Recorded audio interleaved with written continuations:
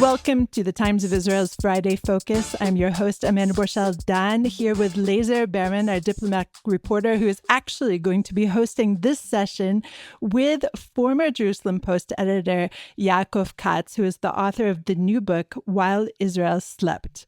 So, Yaakov, a big hello to you. Thank you, Amanda. It is such a pleasure to see you. We never worked together at the Jerusalem Post when you were the editor between 2016 and 2023. Leaving just before the war, but we did work together about a decade prior, I would say, when you were the military reporter, and I remember our collaborations fondly. So it's such a pleasure to see you here. Now, listeners, a bit of an admission, I was not able to read the book. So Lazar is going to handle the interview today, and we'll talk about While Israel Slept, which is co-authored with Amir Bohbot, and much, much more after the break.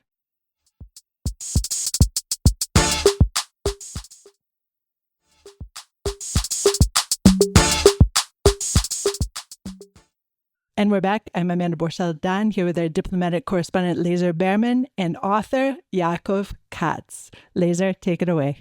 Sure. Thank you, Amanda.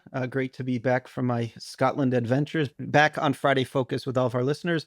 And Yaakov, of course, great to be with you. We never worked together, but I've been reading your work, both your books and your reporting for a while. So this is a great pleasure. Thank you very much, Lazar. It's same. You've been doing a great job. And I can only imagine. I've covered wars, but never one this long. So these are very difficult circumstances, I can imagine, personally and professionally. Absolutely. So let's get right into it. Yeah, I've been reading the book this week, and I think it is going to kind of set the standard for an account of how we got here and why Israel fought the way it did, at least until this point. But there's obviously so many aspects of October 7th and the subsequent war that could be delved into, whether it's the pain felt by Israeli citizens and civilians, what the concepts were leading up to it, how the war is being fought, the diplomatic angle. What were you trying to focus on, and why did you decide that was kind of the key as you came to conceive of how you're writing this book? Well, I mean, let me give a little context if I can. Amir and I wrote a book that came out in 2017. We collaborated on called Weapon Wizards, which looked at how Israel developed some of the most sophisticated military technology. I think that everyone is familiar with a lot of it: Iron Dome, cyber technology, missile defense, satellites. We just launched another satellite into space this week as a country.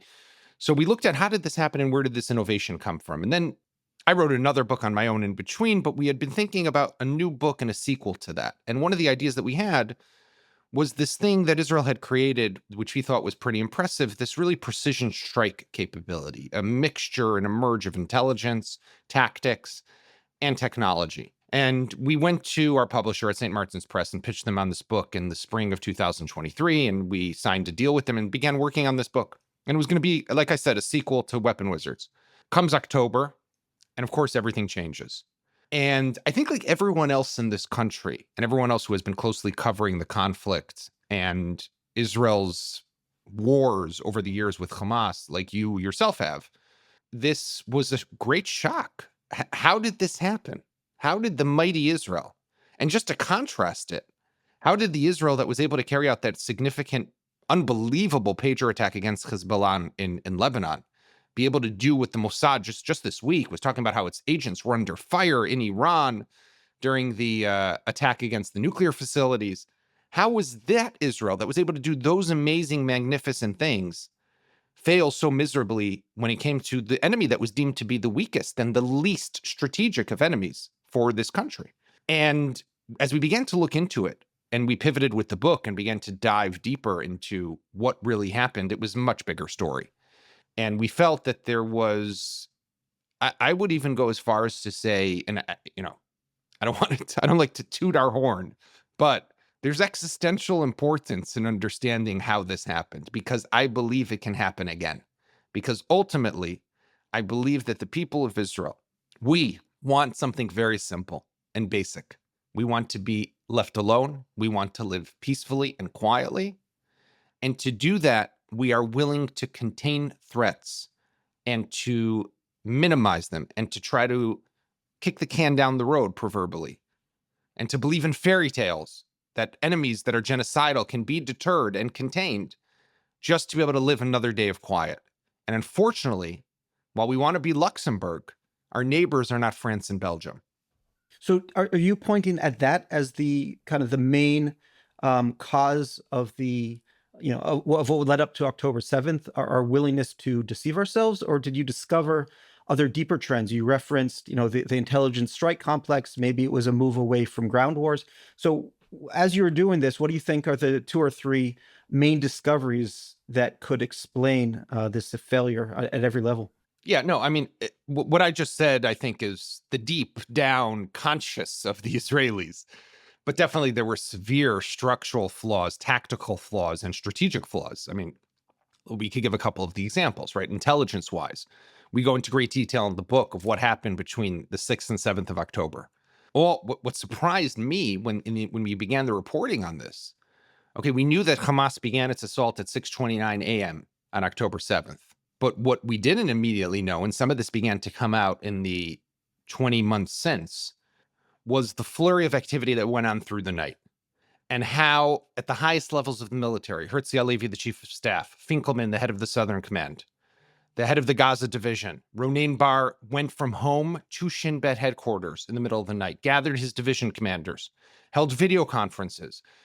They were all aware and concerned with these different alarm bells that were going off. And here's just a few examples. We know about SIM cards that were replaced on October 6th. So about 100 SIM cards went live in Gaza. Now, just to explain, Palestinians have their own cellular network. If suddenly 100 SIM cards go live on the Israeli network and we see that they're in Gaza, it can only mean one of 2 things. Either suddenly 100 Israelis are in Gaza, or Hamas is putting in SIM cards because they plan to cross into Israel. But then when they looked back, they saw that actually a year prior, they had done a similar test of a few dozen, so less. Maybe this is their annual drill of SIM cards and test of SIM cards. They started to see throughout the night that they were uncovering in Gaza underground rocket launchers. They began to see that they were preparing bunkers for their top Hamas leaders. They began to see a lot of different pieces. When they looked back, there were reports that the Tatzpitaniot, the spotters, the female soldiers who were stationed along the border, whose whole job was to look at the screens and see everything that was happening. There was intelligence. It didn't make its way up to the top, but there was intelligence that showed that they were seeing more senior Hamas commanders in the days leading up to October 7th who were patrolling the border.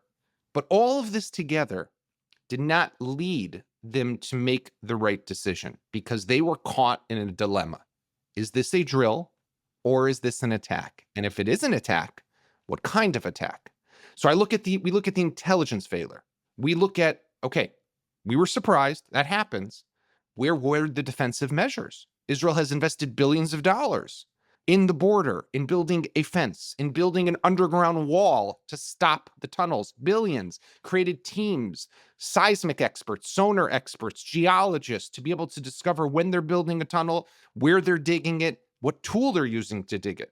You know this, Lazar. How many Hamas guys crossed into Israel on October 7th through tunnels? 0. Yep.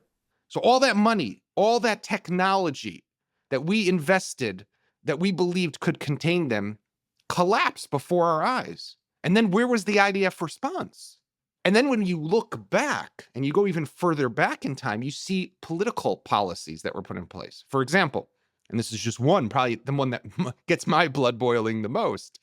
Because if I told you today, you know what, we're going to end the war, and you know how we're going to end the war? We're going to pay Hamas every month $30 million. You would say to me, are you out of your mind? Are you insane? You're going to pay a terrorist group that has done this to you $30 million a month to buy quiet? Well, you know what, guys? That's what we did for years. How did we believe that that's possible? That you can pay extortion money to a genocidal terrorist group? Now, it's all easy to say now, we should have, would have, could have.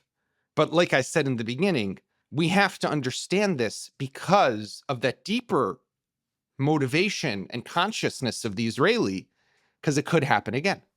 Right. Now, so something that struck me from the book was that you wrote that there was no operational plan for conquering the Gaza Strip on the night of, that's the situation the IDF was in. And, I would have thought that there's contingency plans for everything, invading Iceland if you need to, and Mars. But the fact that there was this territory controlled by a terrorist organization, where we had gone to war every 2 years, and they were clearly a threat and clearly firing at us and clearly getting stronger. And there wasn't even a plan. I think it was since 2015, since Sami Turjaman left the Southern Command. That is incredible, because that also has an impact on the intelligence that Israel collects. They're not going to care much if there's a tunnel from northern to southern Khan Yunis, because if we're never going to maneuver there, it doesn't matter. And also the way we build our forces. Why do we need endless amounts of engineers and D9s and things like that if we're never going to be, in those neighborhoods? So that was really something that stood out. Now, is that something that you think, came about as a part of this concept, or do you think there's some deeper reasons, maybe the lack of confidence in the IDF's ground maneuver and a desire to never do that again, that led to that? I think it stemmed from two motivations or two ideas. The first was the fact that Israel never believed it would have to operate inside the Gaza Strip. This was this conceptia. This was the paradigm. This was the fairy tale. And it came from a fact that Israel thought it could keep Hamas where it was. And by the way, there were real valid reasons why. We had bigger fish to fry. We had Hezbollah. We had Iran. You were in those briefings like myself. You know the warnings we had about Hezbollah, the 150,000 rockets that they had amassed, how one day they would rain down on Israel. And therefore, when Israel looked at the threat matrix and said, okay, where do I invest my resources? Where do I invest my focus? The better place to do it was Iran and Lebanon. It wasn't the Gaza Strip. So there were some valid reasons for that to happen. But Israel believed, as a result, that, okay, obviously this is a threat, and obviously we have to deal with it, but we can deal with it in this game of whack-a-mole. Like you said, every 2 years in operation, we hit them on the head, they hit us a bit, and then we move on and we have a period of quiet. I mean, look at Lazar, the issue with the tunnels, right? Israel invested so much money in trying to stop the tunnels that were crossing into Israel. But comes October 7th, they take 251 people, they steal them away into the Gaza Strip. They're now inside tunnels in Gaza. We don't know where those tunnels are. We know there are tunnels, but we don't know where they are. We're still, just last week, right? The IDF announces, story on Times of Israel, IDF announces it discovers a new tunnel in Khan Yunis, 1.5 kilometers long. It's got offshoots and branches and rooms, VIPs, etc. We're almost 2 years into this thing. We're just discovering that tunnel now.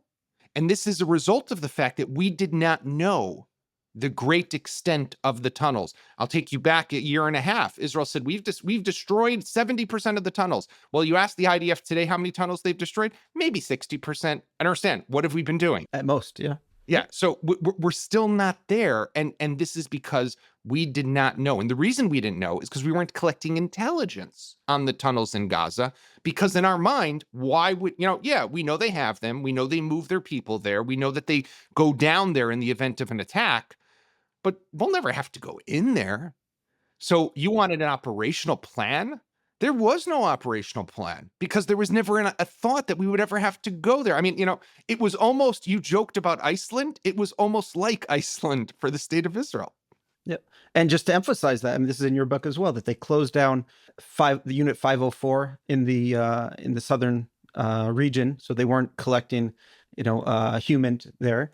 And I think a great point you made was the fact that in the thousands of terrorists that came across the border, let's say 3,000, there wasn't a single IDF informant or Israeli informant among them, which is unimaginable. It's astounding, when you think about it, because ultimately thousands of people ended up crossing into Israel on that morning. But they were, most of them Hamas, but about half of them were pillagers and looters who came also, weren't necessarily card-carrying members of Izzadin al-Qassam, the military wing. But you had hundreds who knew what was happening. And they were getting ready. And they got on, and we've all seen those videos of them on the motorbike storming the border in those last moments when they're doing their final briefings and checking their weapons.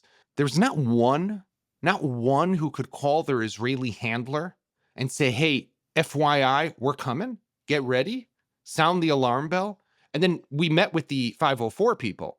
This is an elite unit in military intelligence. Their whole role is to manage agents, spies in other places.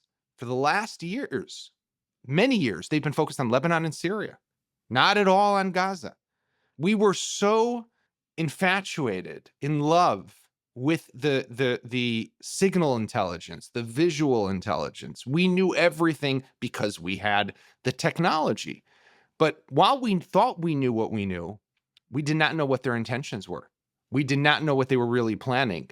And we did not know that this was what was going to happen. Although when we reverse engineer and go back in time, we discover a number of things. We discover the Jericho Walls document that was written in 2022 and was prepared in the IDF and the Gaza division, which basically one-to-one said this is what Hamas is planning. In 2016, Avigdor Lieberman, who was then defense minister, writes an 11-page document called the Situational Assessment of the Gaza Strip, where he too says that in a number of years, this is what Hamas will do. Hamas will launch an attack.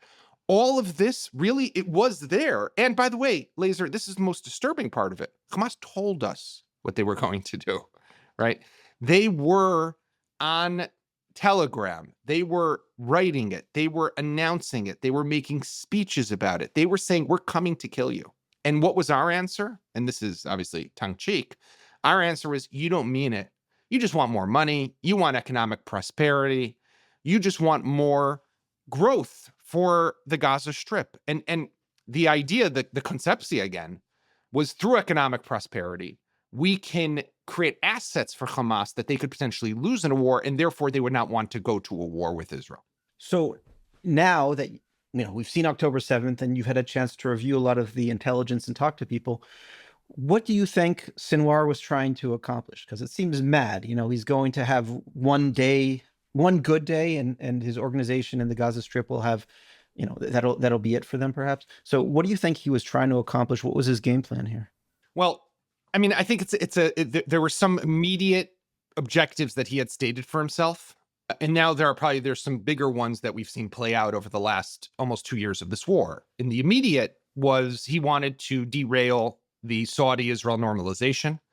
You remember, and you've been writing about this for a long time, how this was at the top front burner, right? The Americans, the Biden administration was working very hard to make that happen. And there were real optimistic predictions and assessments in Israel that this could come very, very soon. So that was reason number one. There were other reasons. He wanted to bring the Palestinian issue back to the forefront of the world's agenda. It had been neglected. People were not interested. This was a way to do it. And let's also not forget, they are a genocidal terrorist organization. He had coordinated this with the Iranians, with the Lebanese, and Hezbollah. There were plans at some point for all three to launch an attack together. Sinwar jumped the gun. Hezbollah joined a day later and also limited its activities against Israel. But I think that they genuinely thought that they could strike and pierce the heart of Israel. They could maybe not destroy Israel, but they could definitely shake the Israeli sense of security, and that they have done.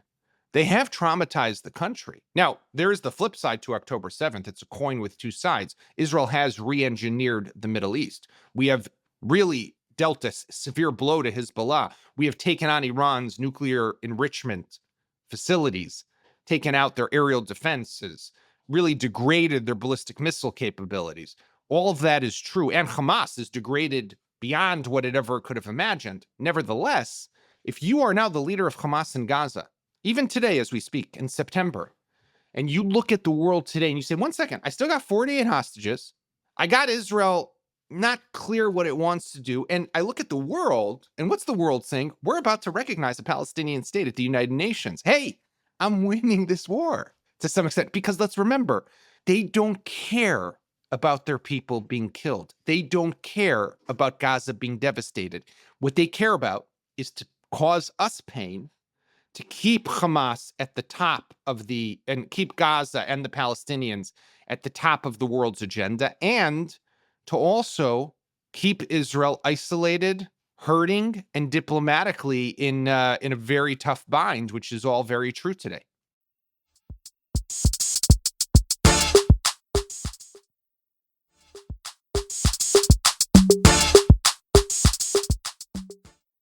So now that we're, almost 2 years into this ground operation, I think almost day 700, how do you assess it now, looking back? Do you think, given the constraints, given the army that, they had to go to war with, given the international pressure, that it was fought in the optimal way? Or do you think that it's been fundamentally flawed, and that's why we're going back into places, like Zaytun, like back into Gaza City, that we've been in many times, and we still haven't achieved any of the war's goals?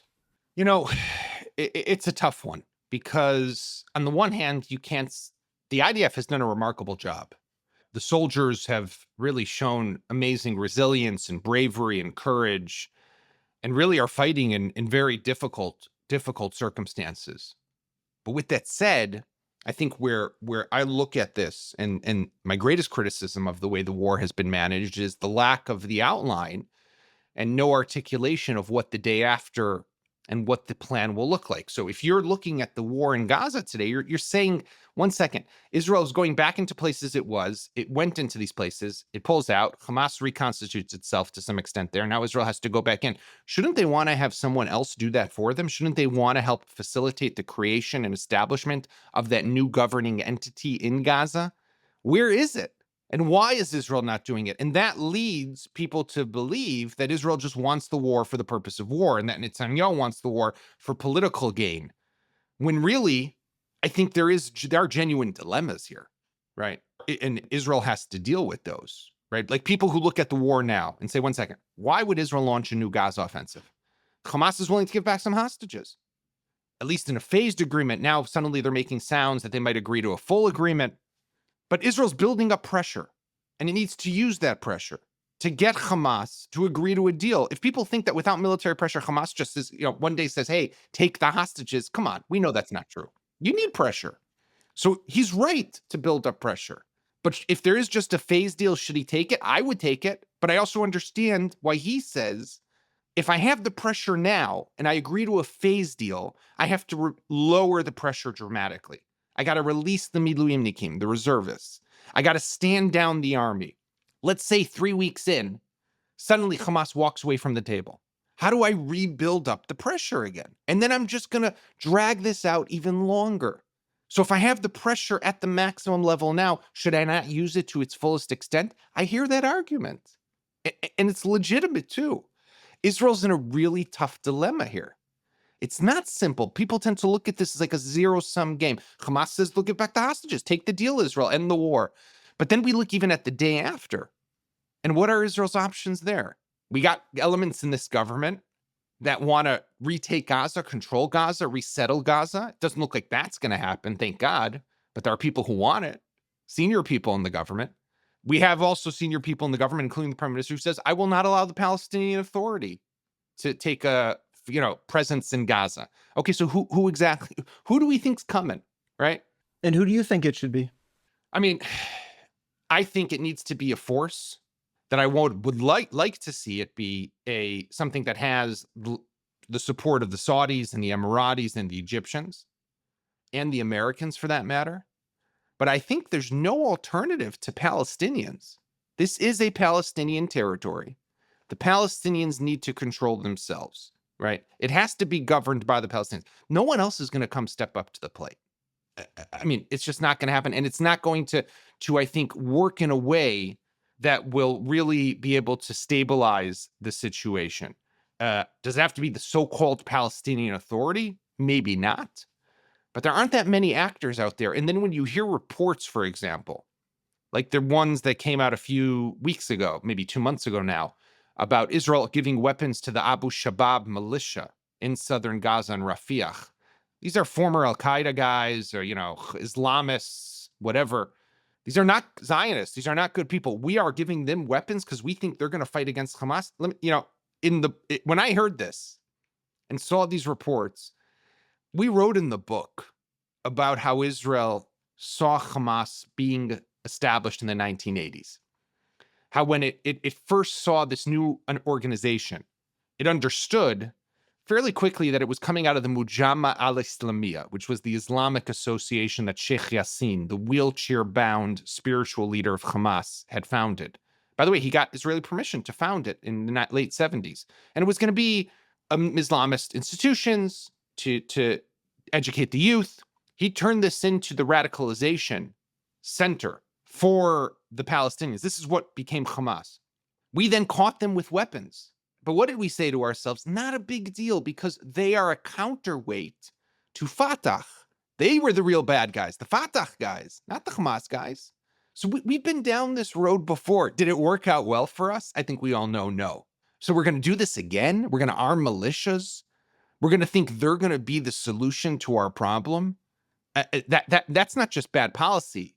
And stupid policy. Sorry, that's dangerous. So I think that we need to really, and I hope that that's being done at the highest levels. But I mean, you cover this on a daily basis. I think you and I both know it doesn't look like there's a very clear plan right now that Israel has for what it really wants to happen. Like if the war were to end tomorrow, okay, who governs Gaza? We don't know. Now, how is it that we still don't know almost 2 years into this thing?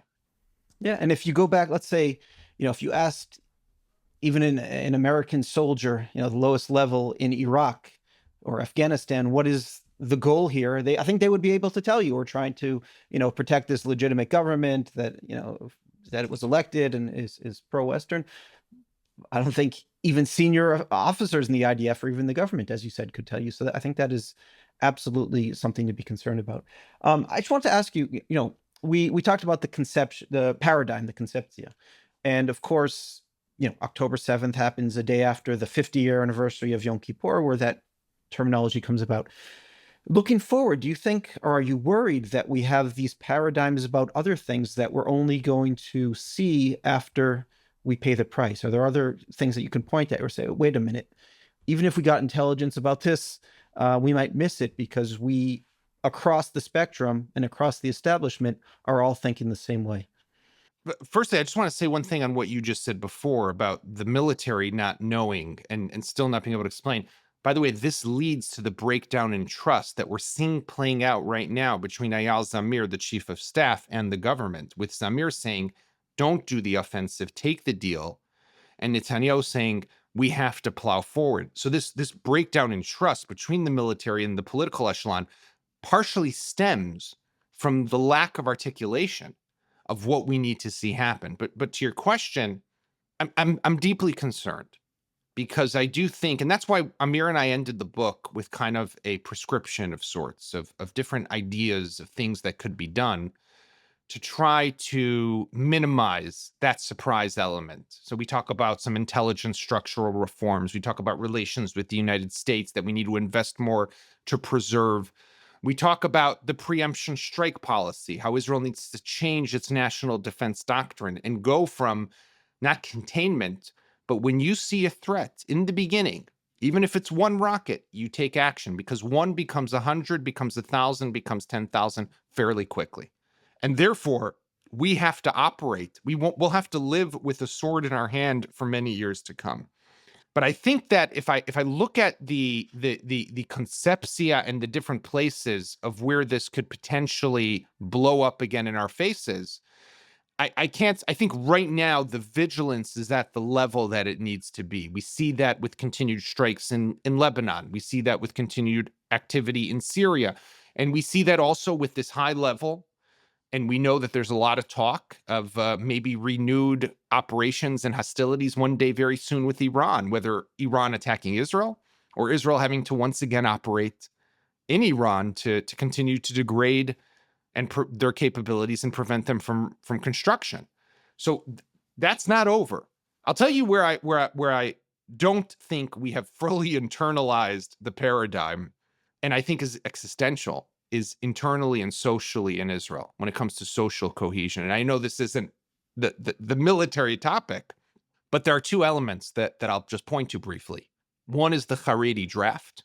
This idea, after everything Israel has been through, that we still allow a dramatic, large sector in society, a blanket exemption, and that this government has not recognized and understood this, and that society has not understood that we have to change. That is number one. But the second thing is the other part that I learned from this war, and I did not know before, was how existential unity of our people is for national security. In the almost year leading up to October 7th, we were fighting about judicial reform. We were arguing about matters of how we appoint Supreme Court justices. This is what exposed and made us vulnerable.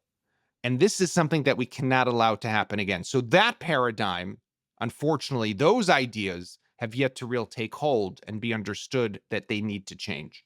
Okay, so I think we've unfortunately reached our time limit here, but I want to thank you for this conversation. It's sobering, it's eye-opening, and I encourage everyone to take a look at the book, While Israel Slept. And I think it'll really help people understand how we got to October 7th, why the last 2 years have looked like they have, and where we might go from here, and what the opportunities and risks are ahead. Thank you very much, Lazar. And Yaakov, I just want to jump in and very much give you such a kol hakavod, and I'm so pleased to see your success. As I mentioned at the top of the program, we worked together, 15, 20 years ago, and it's just such a pleasure to see how far you've come along and to see your name on the shelves in bookstores near you, right, Yaakov? Thank you very much, Amanda. I really appreciate it.